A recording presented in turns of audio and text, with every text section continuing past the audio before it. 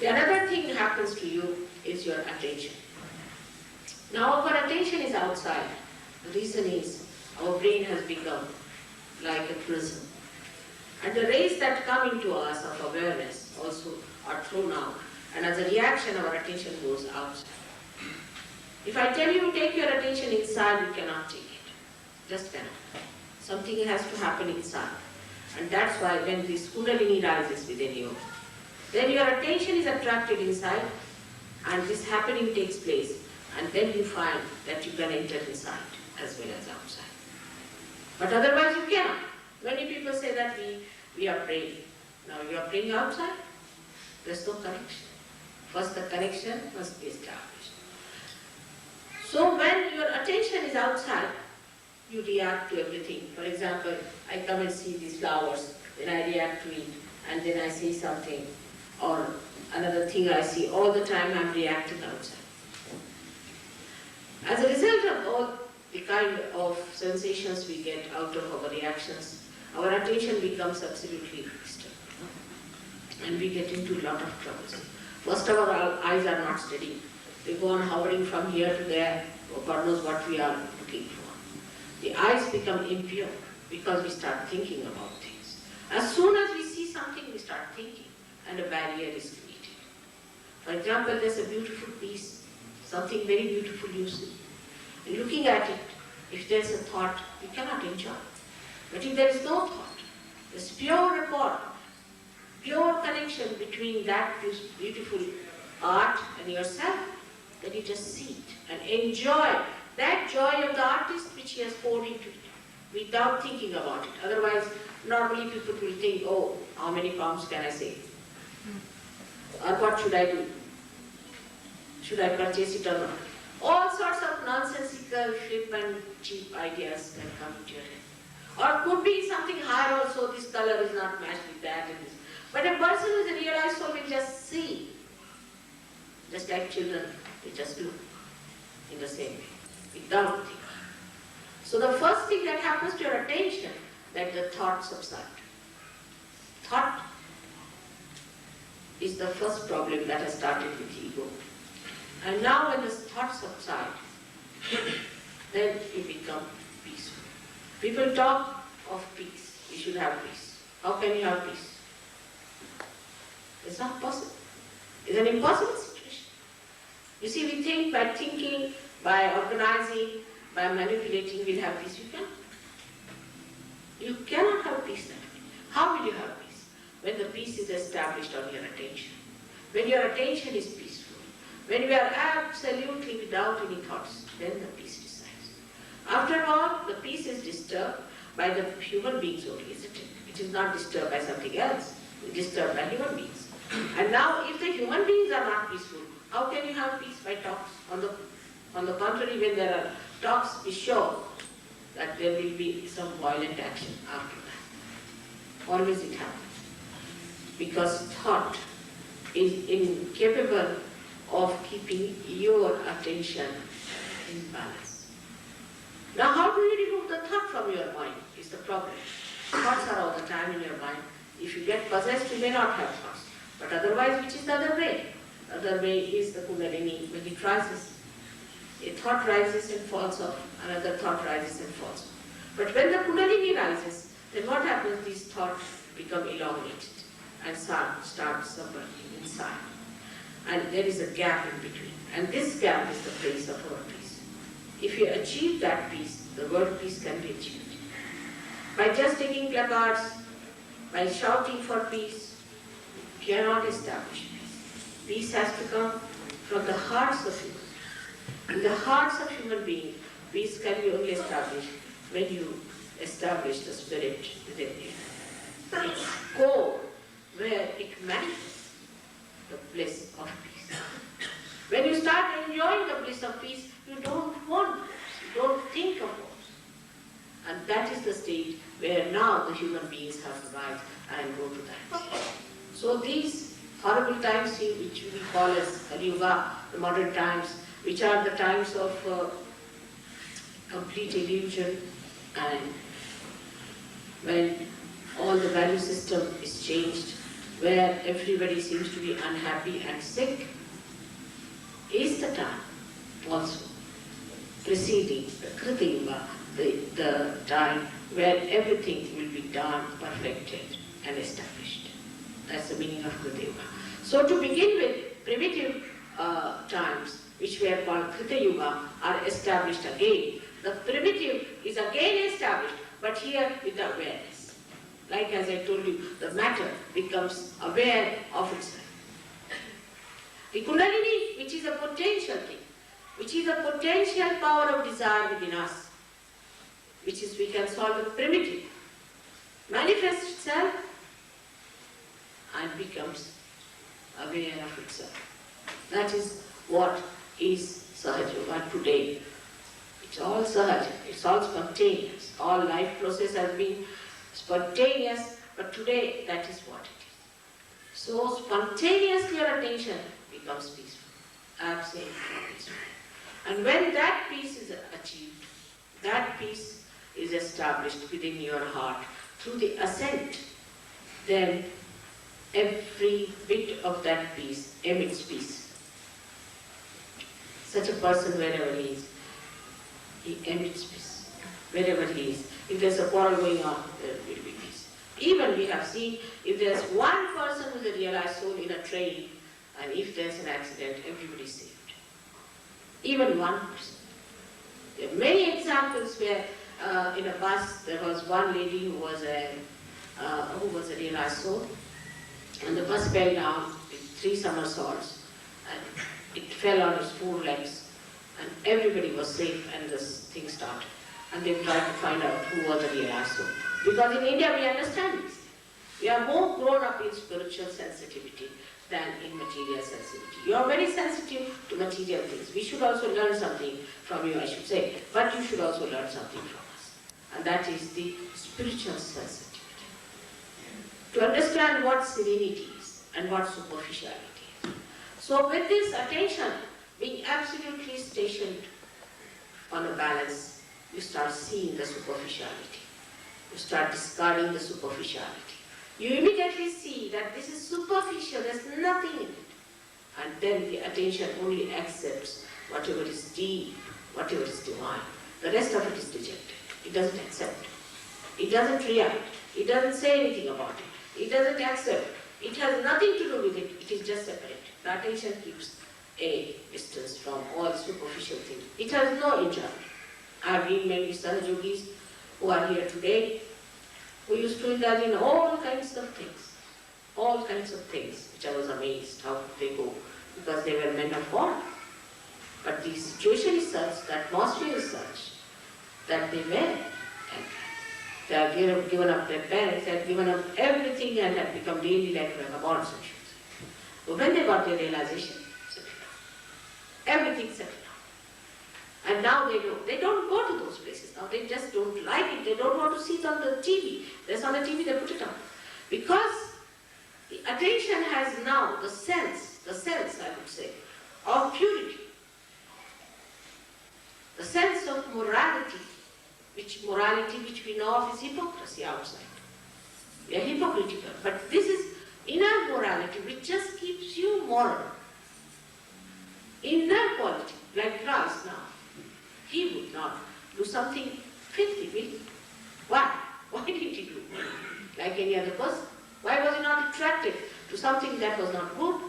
Because his attention was pure. It would not accept anything that was not pure. Like that, your attention becomes absolutely pure. Your eyes become innocent. Your eyes do not have dirty ideas, lust and ideas, but they have purity in them. And wherever you put your eyes, that becomes pure. Wherever you look, that becomes pure. You spread purity through your eyes, not lust and greed. And this is something must happen today, because the time has come, our eyes are tired, now tired of looking at all horrible things. Let us now have those eyes who discard. Then why will they have dirty things? It's only we have created this spirit. Once we discard it, it will all disappear. It's our own creation. Whom can we blame? Not the birds have done it, Not the tigers have done it, or the trees have done it. It's we, the human beings. We have done all this nonsense. If we get purified, everything will be purified. Now the attention becomes collectively conscious. Becomes. So far your attention is not. Your attention is, you can see a person, how his hair is, or what dress he's wearing, and all these things. But you cannot penetrate into that person to feel what sort of trouble that person has, what centers he is scratching, whether he is a good man or a bad man from the divine point of view. Because your attention has achieved that state of collective consciousness, you can understand. At the very sight of the person, you can say what sort of a person he is. I mean, I had many experiences like that. I told once my husband that this man has come to loot our country. And he was shocked. He said, how do you pass it to the mark? Just looking at his face. I said, he has come here to loot our country. And he did it. He did it. Within 3 years' time, they found out he looted us out.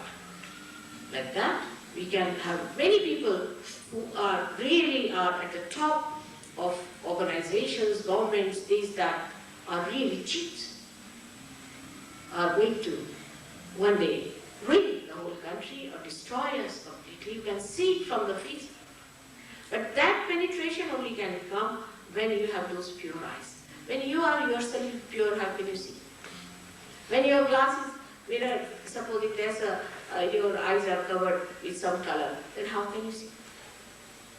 To see something clearly, your eyes must be clear and clear. And that's what happens to us. But there's nothing wrong. Once Kundalini rises, she kindles a light. You can see a twinkle in the eyes of a person who is really nice with the eyes are twinkling. And there's a kind of a light you can see in the eyes of such a person. And then you know that such a person is realized. It's very simple to make out even the eyes of a bad man and a good person. When you develop your own inner sensitivity. And this comes through the attention being absolutely at balance. No thoughts rising. You look at a person without any barrier.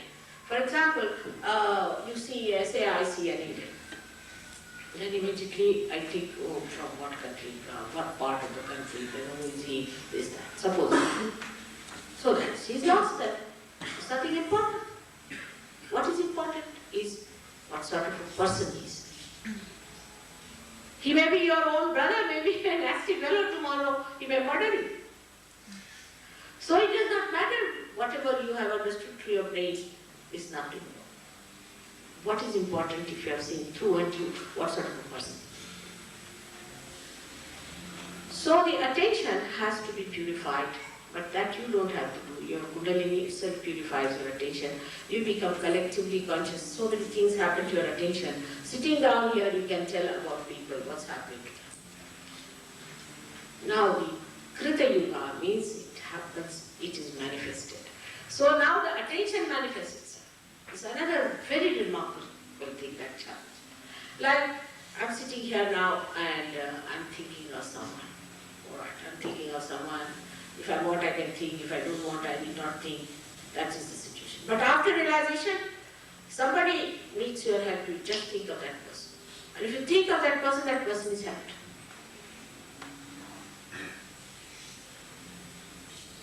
Even if the person doesn't know and is thinking of what, you may help that person, just thinking of it. It happens. It has happened. You must have seen one of the things happen in Bedford. It's very surprising for people, but it's a fact. The fact is like this, that some people were going, one boy was going on a motorcycle and he fell down from a bridge and they called for the ambulance. But after some time the boy himself got up and came. And they were surprised because they expected him to be dead. They were surprised, how did he walk up?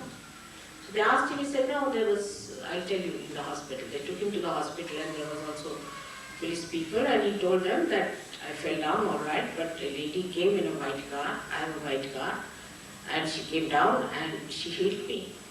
She said, which lady? He said, Indian lady. She was wearing a white sari. They couldn't believe this, it must be a hallucination. Next day he saw my photograph. Because I was speaking in Bedford, that time when he fell down. Like this, we had a bigger hall than this. And I was speaking there when this had happened. So they were quite surprised. And he said that a little point down below is left there. She said, you come to me and I'll kill you there. So they asked Govind Brown about it, and he said, yes, this has happened in India many times, and it's surprising it has happened here also. But it's nothing great, it's nothing special. Because if you can receive on the television something from the ether, you can always receive at that level also. And you can manifest them. But in the television what we receive is, it doesn't manifest. Supposing we see some photograph of someone. It doesn't get up and cure us, does it? It does not. But here, attention when you put to it, the attention manifests. See, wow, fantastic. It is very hard to believe, but it happens. It happens. That the attention itself manifests. So, this attention that becomes enlightened, becomes one with the divine, it manifests. And it acts. And it helps. It is very miraculous, but now those who are surgeries here know 1,001 stories about it. It has happened like that. It can happen to you. It can happen to anyone. Like once I remember a girl, she went to a place which was a little lonely and some people attacked. And some surgeries were going by bus.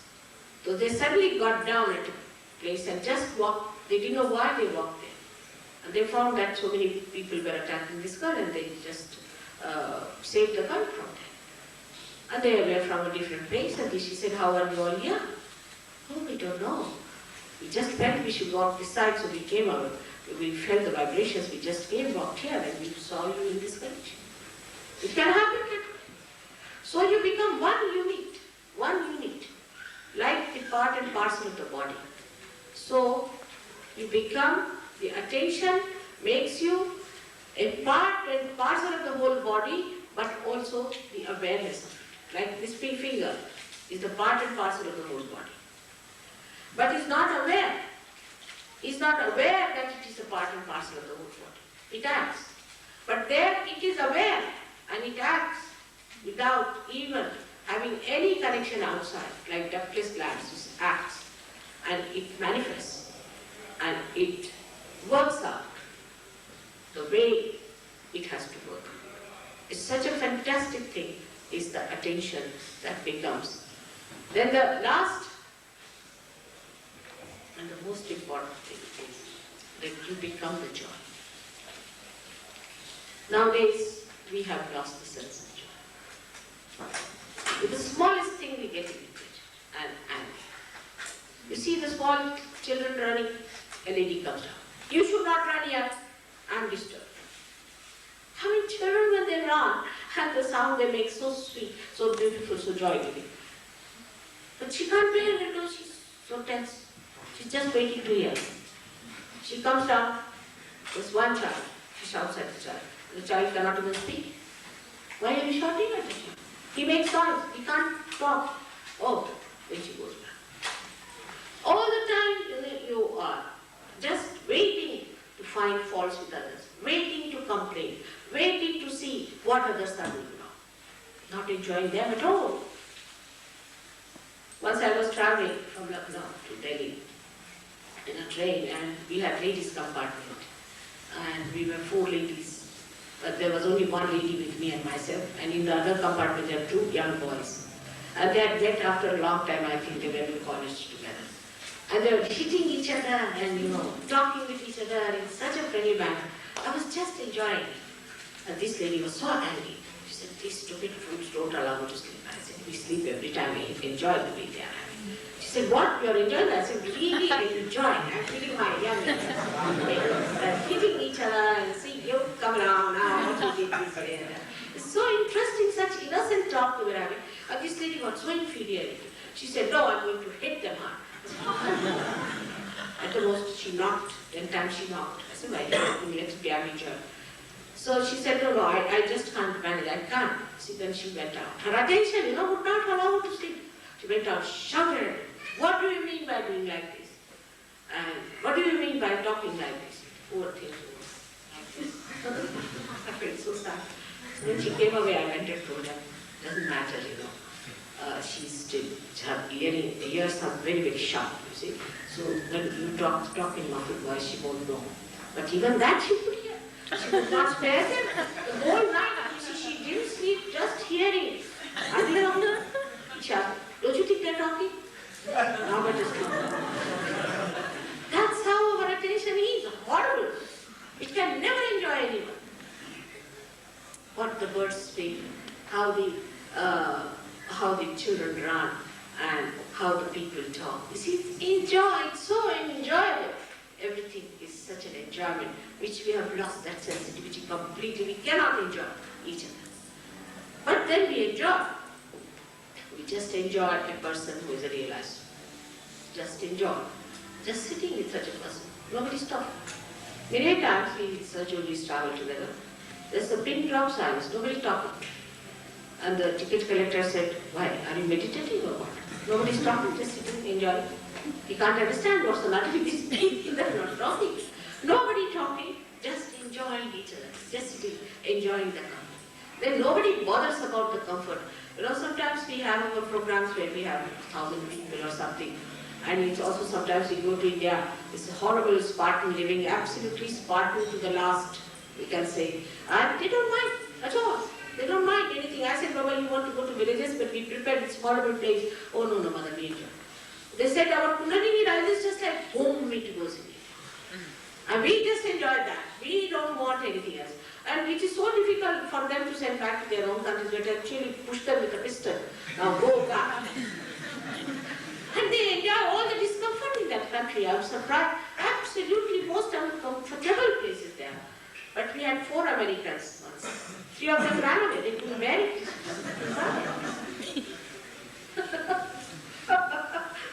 We had to force them. We said, no, we have to stick them with something that they stick on them. They could not.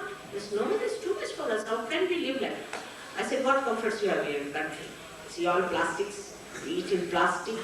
Everything plastic. Even for towels you have plastic. At least in India you have everything cotton.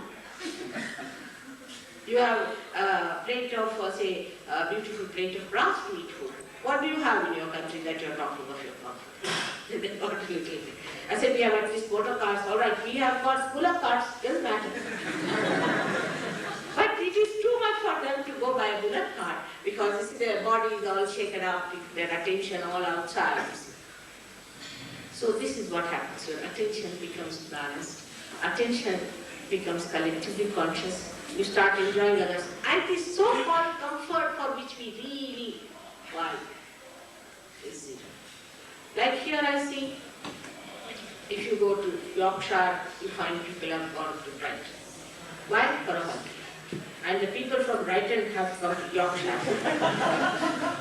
I said, but what? I can't understand. They can't sit in the house, you see. There's nothing like grahastha, means the one who stays in the house, isn't it? There's nothing like a household. They're always out of the house. As soon as they get a holiday, they must pack up, walk. Some people are just cruising. Fine, why are you cruising? You must sit at home. Home is the place of bliss. Sit down, talk together, have some rapport, be nice to each other. That's not there. You will have a television in between you. Otherwise, if there's no television, there's a fight.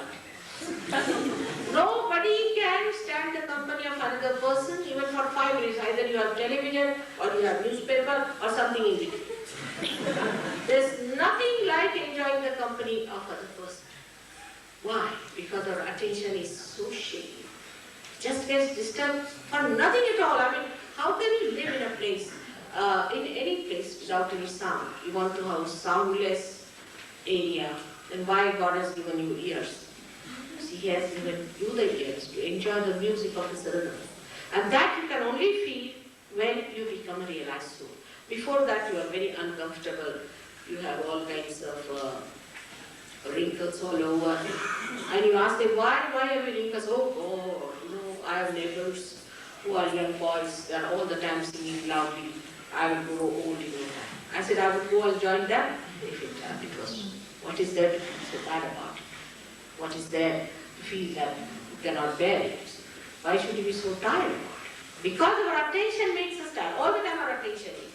And the worst is our attention is on the watch. Watching the time. For what? For what are you watching the time? There is no more going to be a war of water or anything. You don't have to worry on that. You see, when the bomb will come without knowing. So why watch the time? After all, that's the only thing that is important, isn't it? Otherwise, what is important is enjoy the time, this moment. Every moment has a dynamism in it.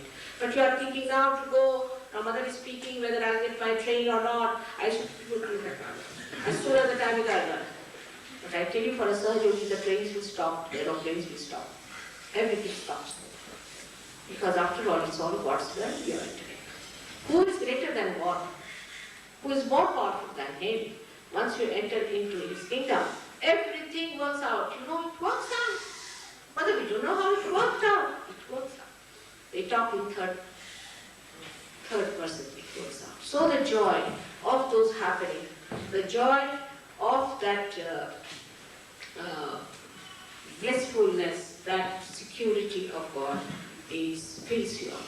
And when it fills you up, you feel absolutely relaxed. You feel it's all done. Now the gentleman has gone, you need not look at him. Actually, when he was sitting, he was having big things. And it happens with people because I think he's a possessed person. And with me sitting here, sometimes, they go into contortions and do all kinds of things. Better that he's gone. But you don't pay attention to him, it's nothing important. There's no need to turn your eyes. Just now we're talking something nice, let's talk of something nice. Why pay attention to something that's not so nice? So attention should be at the nice things, as we say, but it is never.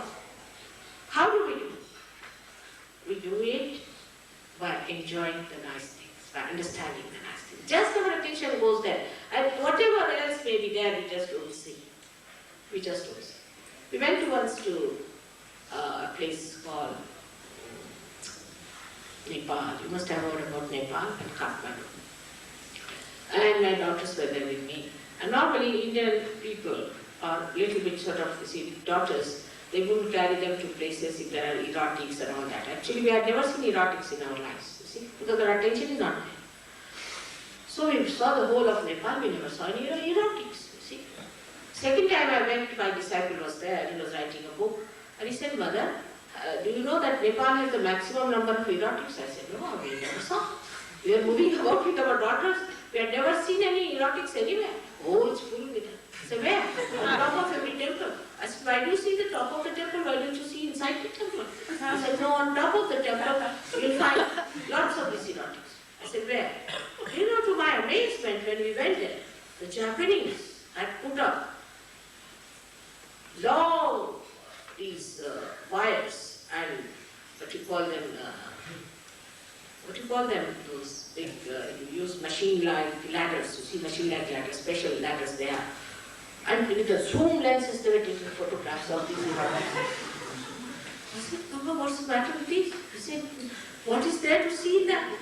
And they were taking photographs of these. I said, from this distance, I can't see. I mean, any Indian who goes there, goes to a temple, his attention is on the deity. And he's not bothered, we never saw these things. What is there outside? And these Japanese are with the zoom lens, one falling down and holding on to the wire, another standing on his head, trying to arrange the camera. To get what? That filth, dirt. I was amazed. Because our attention is used to filth. You see, if people who are, we call them sweepers in India, they have to clean which is not a very good thing, but they do a dirt cleaning thing or a garbage cleaning. And they have no nose to feel the dirt. You see, they become like animals. They can pass through any dirt or filth. Same thing has happened to us. We have no sense left of sin. What's wrong? So what? That's what. We have lost the sensitivity to sin. But after realization, you just become sensitive. And you abhor it. the discrimination takes place. You can never enjoy a sinful act, and the enjoyment of righteousness and virtue starts flowering into you, become a flowering personality. You really enjoy yourself. You never say, I hate myself, or you never use this word, I hate you. Next moment, I love you. That sort of nonsense goes away from your tongue. You become a beautiful person who is never bored, who is never bored.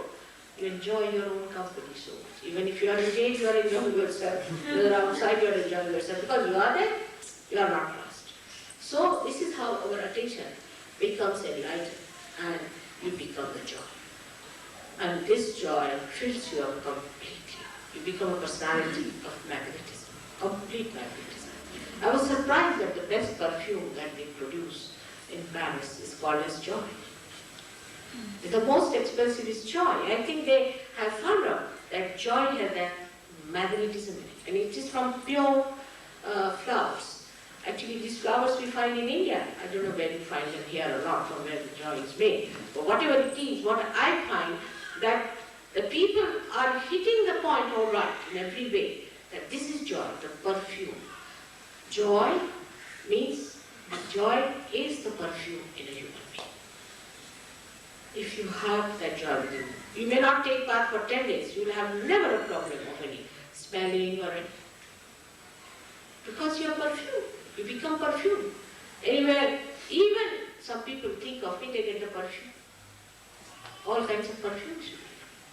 It happens like that. Because in the attention, the Mother Earth, which was the element, the matter, becomes the perfume.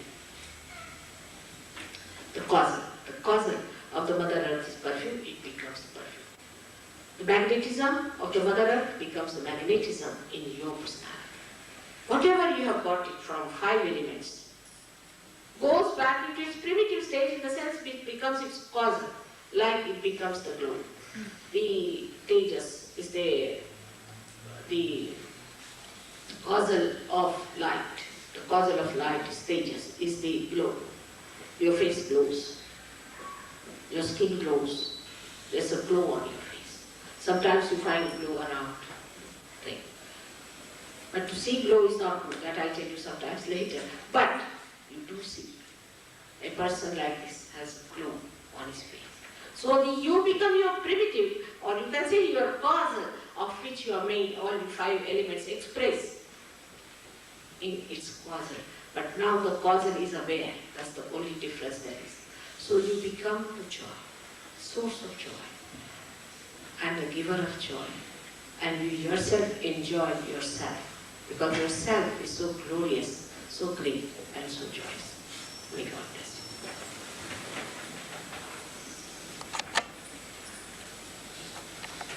So again we'll have some questions, but open the windows today, it's like India, okay? So.